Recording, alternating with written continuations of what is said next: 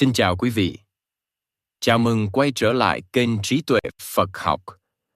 Đây là series Con đường giải thoát bát chánh đạo. Tập 7. Trong tập trước, chúng ta đã đi vào chánh mạng cách kiếm sống phù hợp với con đường tỉnh thức.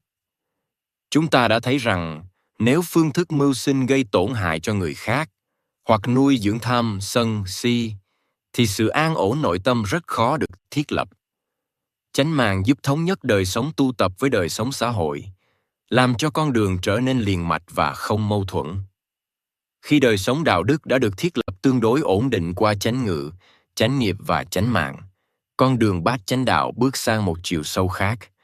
Ở đây, vấn đề không còn nằm ở việc biết điều gì là đúng hay tránh điều gì là sai, mà là làm thế nào để duy trì và nuôi dưỡng sự chuyển hóa ấy một cách bền bỉ. Bởi vì nếu không có năng lượng đúng đắn, tâm rất dễ rơi trở lại những thói quen cũ. Và đó chính là lý do vì sao Đức Phật đặt chánh tinh tấn như một yếu tố cốt lõi trong tiến trình tu tập. Chánh tinh tấn không phải là sự cố gắng căng thẳng, cũng không phải là ép mình tu tập bằng ý chí cứng nhắc. Trong Phật giáo, tinh tấn được hiểu là năng lượng quân bình, liên tục và tỉnh thức. Đó là nỗ lực được dẫn dắt bởi trí tuệ, chứ không phải bởi tham vọng hay tự trách. Khi nỗ lực thiếu hiểu biết, con người rất dễ rơi vào hai thái cực, hoặc buông xuôi vì mệt mỏi, hoặc gồng ép bản thân đến mức kiệt quệ.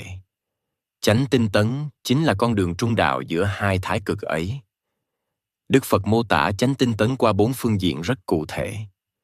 Phương diện thứ nhất là ngăn ngừa các trạng thái bất thiện chưa sinh khởi.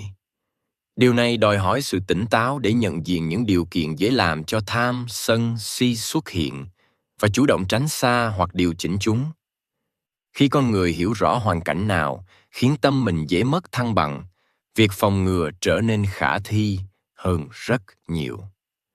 Phương diện thứ hai là đoạn trừ các trạng thái bất thiện đã sinh khởi. Khi những cảm xúc như sân hận, ganh tị hay tham lam đã xuất hiện, chánh tinh tấn không khuyến khích đàn áp hay phủ nhận chúng. Thay vào đó, nó mời gọi sự nhận diện rõ ràng và khéo léo để không tiếp tục nuôi dưỡng chúng. Chính sự tỉnh thức trong khoảnh khắc ấy làm cho các trạng thái bất thiện dần suy yếu và tan biến. Phương diện thứ ba là phát khởi các trạng thái thiện chưa sinh. Đây là nỗ lực chủ động nuôi dưỡng những phẩm chất lành mạnh như chánh niệm, từ bi, kiên nhẫn và trí tuệ. Những phẩm chất này không tự nhiên lớn lên nếu không được chăm sóc. Chánh tinh tấn cung cấp năng lượng cần thiết để gieo và tưới tầm những hạt giống thiện trong tâm. Và phương diện thứ tư là duy trì và làm tăng trưởng các trạng thái thiện đã sinh khởi. Khi tâm đã có những phẩm chất lành, điều quan trọng là không để chúng bị mài một. Điều này đòi hỏi sự thực hành đều đặn, không gián đoạn, nhưng cũng không vội vàng. Chánh tinh tấn ở đây mang dáng dấp của sự kiên trì nhẹ nhàng, hơn là sự thúc ép. Chánh tinh tấn đóng vai trò như dòng năng lượng nuôi sống toàn bộ con đường bát chánh đạo. Không có tinh tấn, chánh kiến sẽ mờ nhạt, chánh tư duy dễ bị cuốn trôi, và các yếu tố đạo đức khó được duy trì lâu dài. Nhưng tinh tấn chỉ thực sự trở thành chánh tinh tấn khi nó được đặt trên nền tảng của hiểu biết và quân bình. Nếu thiếu trí tuệ, nỗ lực rất dễ biến thành căng thẳng. Nếu thiếu quân bình, tinh tấn rất dễ biến thành buông lung. Khi năng lượng tu tập đã được điều chỉnh đúng đắn, tâm bắt đầu có khả năng trụ vững hơn trong hiện tại. Sự tán loạn giảm dần, sự chú ý trở nên sắc bén hơn, và khả năng quan sát trực tiếp các hiện tượng thân tâm được tăng cường.